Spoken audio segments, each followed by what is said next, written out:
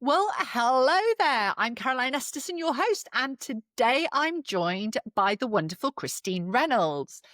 Christine is Talent and Performance Management Director at Do Things, the company making performance reviews and talent mapping a whole lot more effective. Christine spent over 2 decades really in the HR hot seat across TV broadcasting, book publishing, and tech. So she's actually seen it all.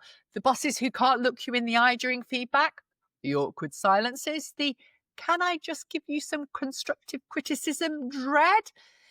She knows just how messy feedback can get, and she's really passionate about cutting through all of this with data and tech that actually help people grow.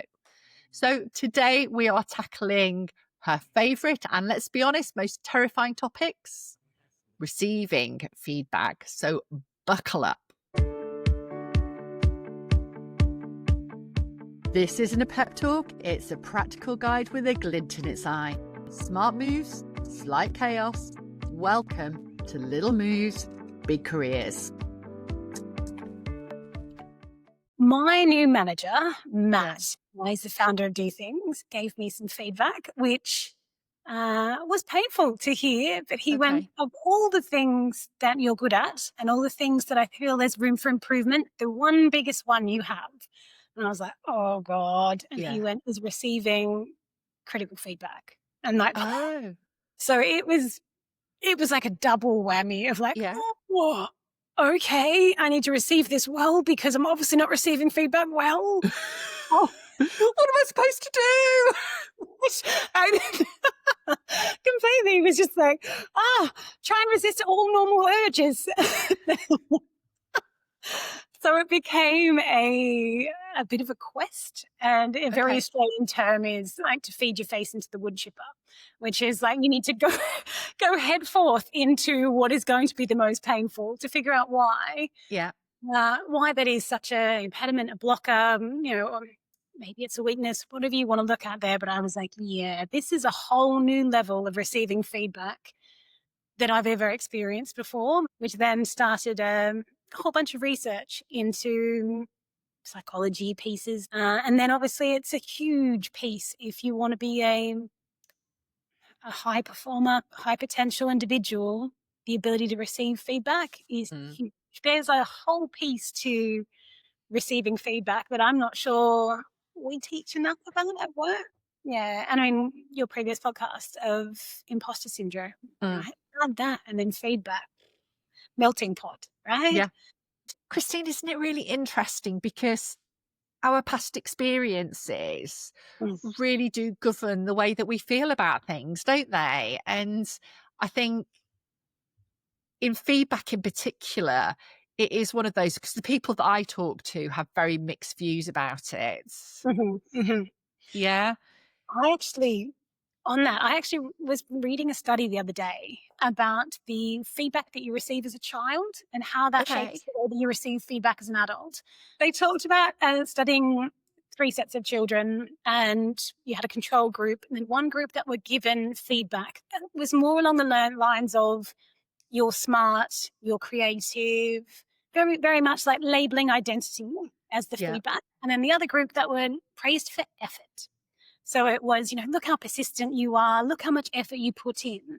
Now, those children, when they were given different tasks to undertake, given the same feedback, the individuals who were given identity feedback, you're a great athlete, you're very smart, you're very intelligent, those individuals often later on in life were picking tasks that reinforced or easier. Let's say they don't reinforce that I'm more intelligent, but I'm going to take the less challenging tasks. Where the children who were praised for effort, particularly when they're repeating different tasks, they'd try the harder problems. They would be more persistent in undertaking. So replicate that across life. If you've been told you're smart, and then you receive feedback that tells you there's a chink in the armor, that maybe your self-view and how you feel others should view you isn't exactly aligned, that hits, right? Absolutely. I think this links really well, doesn't it, with the growth mindset as well, because You know, those people that are praised for effort, they are more resilient because they try and they'll try again and they'll try again, and they recognize that they might make mistakes. So they're very above the line. They're curious and want to do things. Whereas if you're told that you're smart or you're fast or you're strong, anything that suggests otherwise completely cuts at your very identity. Yeah. Absolutely. Absolutely. So above the line and below the line, thinking about how you respond. So you can be defensive when someone says something that's really Yeah. quite cutting to your self-identity. Do you become defensive, or do you jump into that fight flight, being the flight piece, which is tears? Maybe it's, I'm just stunned. I don't respond at all. I freeze in that moment, become mute.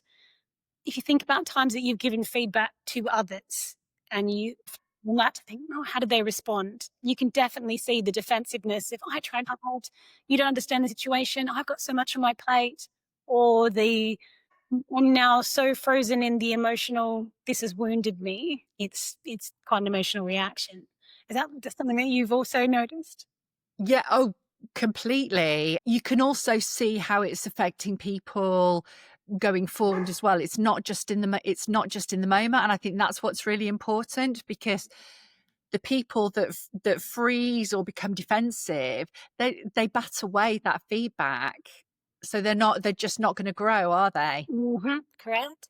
There's a lot of research on how to give feedback, but there's often that piece of, what are you saying to yourself after that person's left the room? And I think in HR across my career, I've been called to many a very small phone booth type room where someone is processing some feedback that in the room was sort of, you smile, you say thank you for the feedback, then find a small space and fall apart. Just have that collapse moment of like, I can't believe they said that to me. I can't believe that's how I'm viewed, particularly if the feedback wasn't owned by the person that was giving it. The others said this about you and I thought you should know. Oh no, that is the worst, isn't it? And you wonder whether they're taking real pleasure in being the messenger in that situation as well, don't you? Absolutely. I mean, there's filters, right? You're filtering by, what is my relationship to this person? So as you said there, are they enjoying this? Is there a rivalry between us? Do I respect them? Oh, yeah. Oh, that one's huge. So I definitely have been in situations where someone said, oh, this person, I can't believe they said this to me and I can't get past it. They are renting space in your brain right now. Yeah. Do you respect them? Do you think that they have an authority on this particular topic to be able to give you that feedback? If there's a filtering process that you really need to think about, does this person embody this particular behavior that they are telling me I should be changing? Are they an expert on this? Do I need to get more viewpoints? But that piece of sitting in a room and processing it, be that a really emotional response, or as you said, just batting it away. I'm not even going to entertain that. No, thank you. Moving on. And it's really hard in the business setting as well, Christine, isn't it? Because, you think about, you're in that booth, somebody's broken down. You can't rationalize emotion. We say, bring your whole self to the workplace. We want it all. But then, no, we don't. We don't want the emotional side. No. Bring the efficiency. We'll have that one. I'll have the happiness. Yeah, collaborative. Definitely. We won't. Sorry, no. Can you bring all your nice stuff to work? Just leave your baggage behind. But we really just want your nice stuff. Yeah. Don't get cranky. Don't get angry. Don't get pissed off. I also don't want to see tears. Yeah. So tears is a big one that people don't want to see because they don't know how to deal with it, do they? Correct. And I actually, thinking of a manager, he said to me, I gave feedback, she cried, and then I realized in that moment she's not leadership potential. This isn't somebody that that I could see promoting. Can I put a someone that cries to this level? And I thought, wow, okay. So the times that you throw your toys out of the pram and we all have to sit there while you're having a meltdown of one emotional spectrum, but we've got no room for another emotional spectrum. So what are we saying here? That women can only get furious? Is that what's allowed? So there is a part in all of this where you need to have space to process Yeah. what's happening for you. A lot of the stuff that I talk about, this is a bit of a big one, but the reason why feedback hurts, and that's Mhm. why the tears are coming, it hurts. Time for brain food, the research bit. But make it cheeky. Because we all love evidence, especially when it supports our own experiences. Gartner have done some research recently, Christine, that has talked about identifying when is feedback most useful for people. And 65% of people really welcome feedback, which I thought was quite interesting as a number. It shows a lot of people don't. Yeah. But those people, they want it in the moment. They don't want these big appraisal one-to-one situations. They just want, hey, Christine, I noticed. Yes. That is the micro stuff that makes a real difference to people. And the difference you used there was, I noticed, right? I'm not getting a triggered response. I'm not thinking, oh, here it comes. I noticed, I observed, I perspective. Can I give you some tips? Yeah. I mean, I'm open to tips. Tips sound lovely. It sounds like a real lovely space we're moving into, rather than, can I give you some feedback? Yeah. That word in itself is clinical. It's really, it's heavy, right? That comes with a real weight of, here it comes. That's exactly the point, isn't it? Because that phrase is framing what is coming. And our past experiences suggest that this is a big deal. So we brace ourselves for it. So I guess the question is, how do we reframe that in our own heads so that we're not bracing ourselves for it? And it's for me, is understanding what's happening as to why you are panicking. Why is that big surge of cortisol going through you, and hearing, can I give you some feedback? So naturally you're thinking, well, there's consequences to this. That's usually an evolutionary, very, very starting point, evolutionary programming of, we are social creatures. We want to be in the gang. We want to be liked. Now, when someone says, can I give you some feedback? That word is laden with, you've missed the mark. Yeah. Something isn't right. Right. So instantly I'm thinking, whoa, hold up. I'm going to be segregated here. I'm not in the in crowd. This is meaning that I am being rejected. Yeah. If you think way back in the day, if we were rejected from the clan or from the group, that's survival. So our amygdala, the little lizard brain within us, it still exists, is looking and scanning for threats. And those threats, dangers, saber-toothed tigers. Absolutely, yeah. We can't tell the difference. Yeah. Can I give you feedback? Is that a saber-toothed tiger? Yeah. Both of those come with the same weight and heaviness of, oh, hold on, right, survival. This is a threat. Yeah. So because of that huge cortisol, like straight away, I'm stressing, I'm ready, I'm starting to brace myself for what could be, depending on how your experience in the past. But like a neurological standpoint on this would be that if you have a quite inner critic that sits within the voice that's talking to you of like, hey, you suck at this, presentations aren't your best, this feedback's coming, it's terrible, that is already starting to look for the negatives. So when someone hands you some feedback, that feedback is coming through with a highlighter, right? Your brain is already in the amygdala, already says, we're keeping this one front and center. We're making sure that when we see this saber-toothed tiger or, the next presentation that comes up, we aren't digging through the archives to look for, how did that go last time? Yeah. It keeps it nice and close, puts a highlighter on it and says, remember last time? Remember the feedback that you got?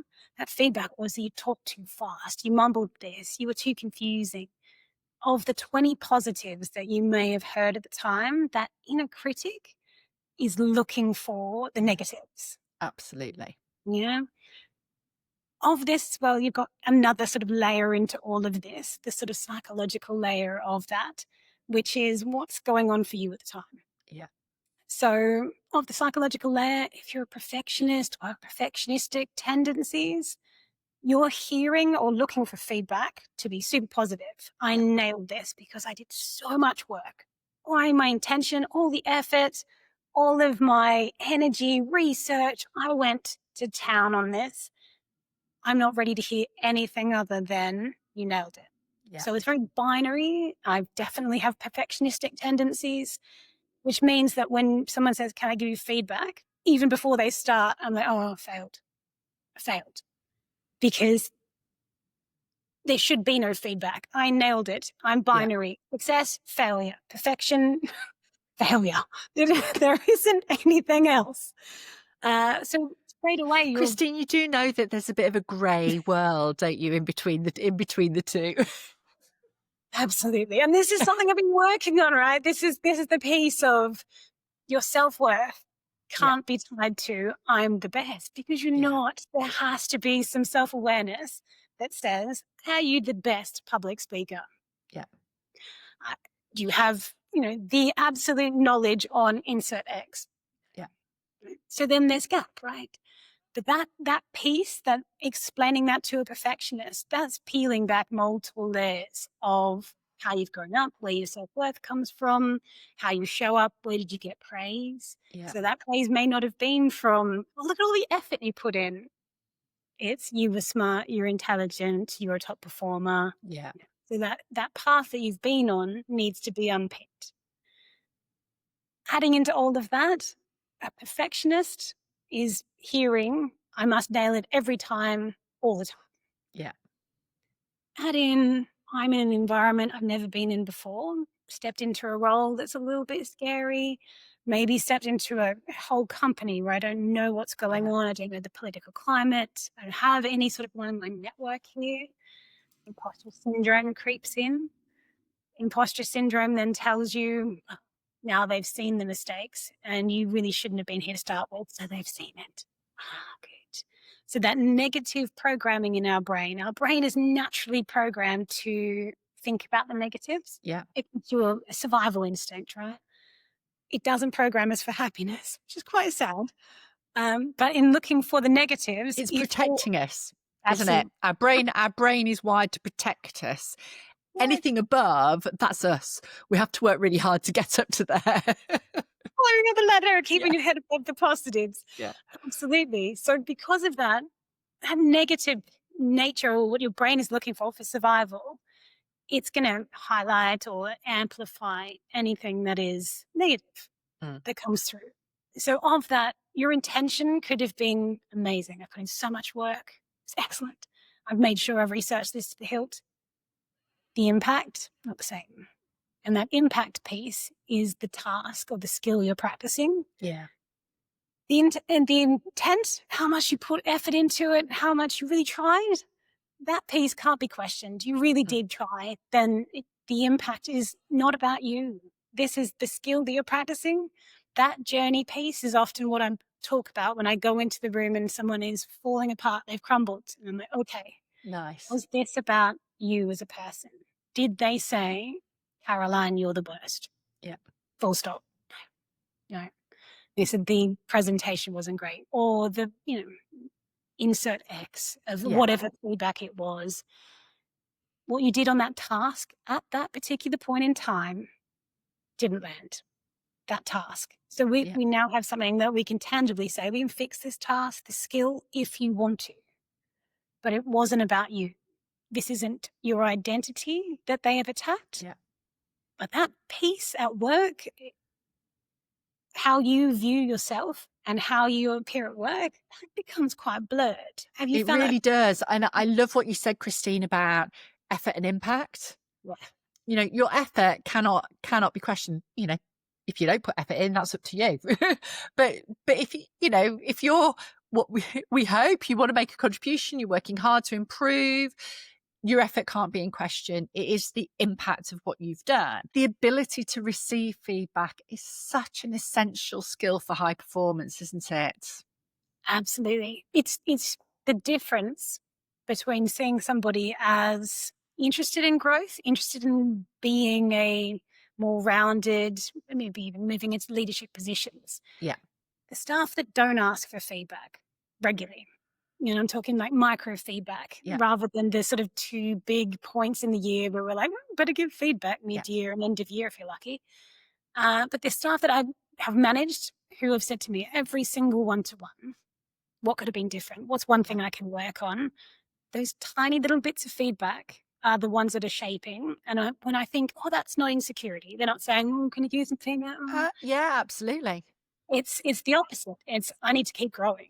Yeah. I need to make sure that I am hitting the mark, and they're not waiting for those two big cycles to be able to help that feedback.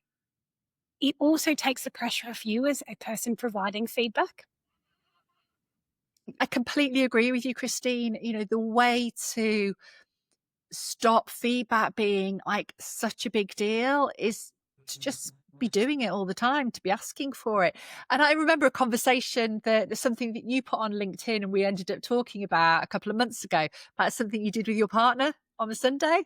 Mhm. And I do it with my husband. We just kind of every now and then we're like, how's our relationship on a 1 to 10 for you? It's just straightforward. It's because the first time we did it, it was weird. Yeah. Really weird. But now it's not. We just go, on a scale of 1 to 10, how are we doing? What's one thing that needs to improve this month going forward? And you might think that's a little bit unsexy for a relationship.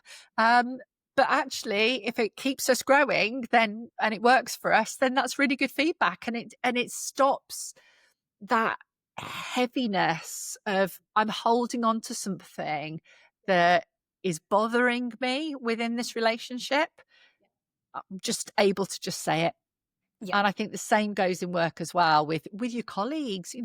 Why are we not asking our colleagues for, are we rubbing along well enough at the moment? Yeah. Is there Yeah. anything more that I can do to help our relationship and to help you grow? Because Mhm. I think the more we build that collectiveness and collaboration and support, the Mm. stronger we are. And I think hybrid working is reducing that. Mm. So why not fill the gap? Let's start talking about these things amongst ourselves, because the reality is feedback is everywhere, isn't it? It is. It's all over the place. If you're listening and you're looking for it and you have those reflective moments to think, why are they silent? Why did no one say anything about that? Back to, when you're talking about with your partner, in the absence of having that conversation, be it something that feels quite like robotic, if it's at times of the year, or just a general, like, well, will we do this? This is so normalized in our relationship. Yep. In the absence of that, both of you would be thinking, oh, it must be good. No one's saying anything. So unless you're fighting, then it's okay. Like there's this like very binary view of And the it's not, relationship. is it? No, absolutely not. And that tiny tweaks that you could be doing, throughout the entire lives, means that you're enriching that relationship and you're responding to each other in a way that's really fruitful and you're building something together. Short of that, you're sort of coexisting and hoping that, well, until we fight, I guess this is good. And it's the same in a workplace. If your peers aren't saying to you, in meetings, talk too much, then you're the one in the meeting who's off you go. It's interesting. I had another friend that said to me, well, feedback. Do you tell someone they have food in their teeth when you're eating with them? I do believe that when we are asking for feedback, if you're going to do it with your peers, you almost need to opt in and reflect back to like when I worked at Rico Europe, there was probably 8 of us, all different divisions, who ate lunch together and regularly said, well, this is what we're doing. If you have a pimple, if your hair is too greasy, if you've got dandruff on your shoulder, whatever it was, we all were like, we're doing this, right? We look after each other. Yeah. We're going to tell you what's going on. I thought that was really normal and then have gone on to other jobs and realized that is completely not normal. I don't know how we got to that weird level of like, oh, we're all like in it. We're making sure we're okay. Yeah. But there was no fear in saying, oh, we're a bit dusty. And you're like, oh God, thanks for telling me. And that's protecting each other. Yeah. I'd want to know. I'd want to know if my flies were undone. I'd want to know if I had cabbage in my tea. I would. Right. Where there's the other lens on it, which is, now you've told me I'm terribly embarrassed. I can't believe you saw that. I'm forever now going to be checking my teeth 20 times a day in case that is the case. So it's that flexibility within here to think, well, sometimes I'm going to have cabbage in my teeth. Yeah. It's okay. I don't have to be perfect. This isn't a threat that's going to cause me to be viewed in a certain way by a manager. Yeah. This is okay for our relationship. And I think for me, that's why it's so important to develop that level of trust with your colleagues Yeah. so that you are able to protect each other. Because if you have that level of trust amongst yourselves and you're supporting each other, you're not as wobbly when you get feedback that you're not that comfortable with, and you've Yeah. got people that can help you process it more easily. It's the soundboarding, that Yeah. soundboarding piece. And Yes. if one person gives you feedback and you think, that's unusual, I've never heard that before, it can be a nice sort of history walk. I mean, I've been psychometric to the hilt in HR, with different tools along the way, to have a little memory walk and look through those, see if there's any Yeah. themes that are coming up. But also, as you say, if you've got good colleagues around you who will probably not go into straight with the cheerleader, I'm only going to say great things because I Yeah. want us to have a great relationship, or the critic, which is, I can't wait till you have a chink in the armor and I'm going to Yeah. try and pierce that as well. But if you've got someone that's in that sort of coached space, which is, I'm happy to future focus this. Do I think that I see that? Have I seen that? Yeah, there is some substance there, maybe not as harsh as it has been. I had a friend recently who said their manager called them negative Okay. performance review, and I thought, oh, that is some harsh feedback, Yeah. negative. When you think about Evidence. yeah, that's your next one. Yeah, right. When you play it out as well from that relationship status, you have a manager saying to a direct report, you're negative. Some of the conversations that you have to have with your manager is about pay, is about your role, is about promotion opportunities. Those are going to be difficult conversations. And if you've been labeled negative, that shuts it down, doesn't it? As you said, you need to go into that curiosity state of saying, all right, well, if that's your feedback, first thing I do is pause and think, I'm not going to be defensive, because Yeah. naturally that's my first instinct, is I'm going to tell you all the reasons why that's not the case. So you've shut down the feedback straight away because we're now in this combative state. But after that, it is, what emotions am I processing? What is Yes. happening for me? So as quickly as possible, jumping into exploratory curiosity. Give me some examples. Where is it showing up for you? As soon as you can jump into a question that brings it back, it's almost like this hot potato for me personally. When someone says, I see you as negative, I'm holding it and now I'm starting to absorb it into my identity. Yeah. Sponge, I'm taking it on. I'm like, okay, now it's really heavy. And now I feel like I want to process this emotionally. Defensive, crying, be it then I spiral into a shame thing of, oh no, that's how people see me. The alternative is throw the ball back, which is that curiosity state. Explain more, tell me more about this. What are you seeing that I'm not seeing? That feedback has to be justified. There Yeah. needs to Too be right. more. Correct. So if it can't be, or if the examples provided are a bit weak, that's when I start to think, what's happening here? It's not to be worked out in the room, but you might look at that and think, was your intention to shut me down, shut me up? Was it that there's rivalry between us? Do you feel threatened by me? There are probably some things that you can layer in to think, what was the intention behind that feedback? Particularly when you've done that clarification piece of, I want you to give a bit more to this. Yeah. But the one I never did, and I think throughout my career is probably a big gap, was the filtering process. Yeah. It all needs to go into a filter. Have I heard this before? Have I asked my peers and colleagues to give me some more feedback of, I just heard this. Am I negative? Am I this? Where do you see this? And it's hard. Your good friends are going to side with you. So you need to pick wisely of who's going to be able to give you some feedback on that. But not all of it needs to be taken. Absolutely. I mean, I really like what you're saying, Christine, about the filtering process, because it is easy to get defensive and go, it's just them. But actually, if you're going through the filtering process, you are pulling out themes, as you said before, and it gives you the opportunity to go, interesting. What is it that I need to do with this? Or nothing, because you always have a choice. You Yeah. always have a choice about how you're going to deal with this. You're absolutely right. Some of it just needs to be let go. It's just noise. It could be that person and what's happening for them on that day. If you ask them for feedback the next day, maybe it would have been something completely different. One thing that I had a colleague in the past talk to me about was allowable weaknesses. And that, of all the strengths that you have, you're going to have some weaknesses. But there are going to be bits where you think, that is important for what I need to do in the future, how often particular behavior is going to show up, where I want to go, my goals, does this align? Is this something I want to work on? Or is it something I park and think, okay, that is probably an allowable weakness. It's not damaging my performance to the level. And if you're asking for regular feedback, you're going to receive feedback that probably isn't something you need to work on or that you want to work on now. And I think all of this comes back, doesn't it, Christine, to what we said right at the very start about growth mindset. Yes. You make the choice over what you want to process and what you don't. And if we can come at receiving feedback from recognizing that we're all flawed, and Chris Mooney calls it flawsomeness, which I absolutely love. We are all flawed. And some of those things we're going to be okay with. But feedback allows us to question whether we are okay with it, whether it's inhibiting our opportunities or whether it's okay. And I think that's why feedback is so important.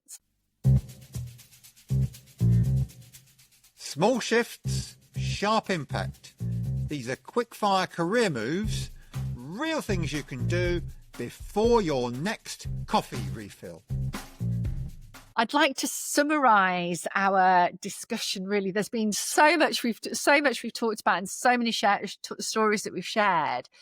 If you were to give 3 quick ideas of things that they can do in the moment to help them receive feedback in a way that they can work with it, what would you tell them to do, Christine? Number 1 is pause. Yeah. That moment of pause is going to buy you an interruption for the fight-flight response. Yeah. Number 2, I would definitely say if the feedback comes in, you need to think about this isn't about me personally. Yeah. So your identity and the behaviors you associate with yourself, that's one thing, but we're talking about a particular skill, a particular task at a particular time, that one piece of delivery at that time. So as it's coming at you, as you're starting to process what was said, trying to separate self from task. Yeah. The last one has to be filter all of the feedback that comes in. You're not a sponge, don't absorb it. You need to make sure that you're putting it through a sieve, that there is a filtering of, have I heard it before? What is the intent of this individual? Is it something that I want to work on? If not, it needs to flow out. It can't be that you absorb everything and that becomes almost like the extra weight that you are carrying. So I think those are probably my big 3. I really like those, Christine. And what I'm going to do is I'm going to do a little checklist for people that they can just download to help them, because sometimes in the moment you're not as resourceful as you want to be. Whereas if you've got a little checklist, you can sort of tick it off and guide you. So it becomes a habit, because receiving feedback in a way that you can work with is actually a habit that you need to build. This quote has the right vibe and the completely wrong advice. So let's fix that before someone puts it on a mug. So the quote that we have for you this week, Christine and I both did a major cringe moment when we said it out. It's one that we actually hear quite a lot. And this is the quote this week that needs to be put firmly in the bin. Are you ready? Don't take this personally. Oh, horrible. Don't take it personally. How do you not take something personally? It is personal. Yeah. And why are they feeling the need to caveat it? So I think what we need to do is look for a more positive reframe, because it is personal. Yeah. But how you view it personally is up to you. I would view it, as Christine has already said in the Quickfire Career Moves, I would view it as it's not about my identity and who I am, but personally about how this particular task was performed. And that is personal, because I want to improve. I want to get better. So I am going to take it personally, but I'm not necessarily going to own it. I'm going to make a choice over it. Absolutely. It is personal. The idea that it's not going to be, it's like saying to someone, please don't be emotional about it. Oh, yes. Yeah, that's another one. So, Christine, thank you. It has been an absolute delight chatting to you today. Before we leave, I've got 2 requests of you. Firstly, what little words of encouragement would you like to leave people with this week? Little words of encouragement. Keep asking for feedback. It is the deadlifts, just try and do little tiny feedback requests. Yeah. You can also shape it in a way that doesn't sound scary to the person who's giving you feedback. Have you got any tips? Oh, that's easy. It's a nice one. What did you observe? What's your perspective on this? If you keep asking, that will naturally light a fire under your growth mindset. It will light a fire. So that's my little words of encouragement. Keep asking. I like that. We're lighting fires today. That's really good. And secondly, Christine, where is the best place for people to connect with you? Oh, good one. LinkedIn. Definitely. LinkedIn, yeah. Yeah, absolutely. Find me on there and definitely drop me a message. Provide me some feedback. I'll put all of Christine's details in the show notes for you so that it's really easy.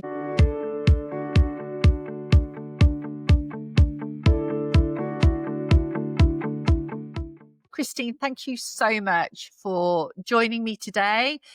And for all of you out there listening, thank you for lending us your ears for this short period of time. I hope you found it useful. Please send the episode to somebody who you think might need a little help with receiving feedback. And of course, remember, make your move, even if it's tiny, especially if it's tiny. See you next week.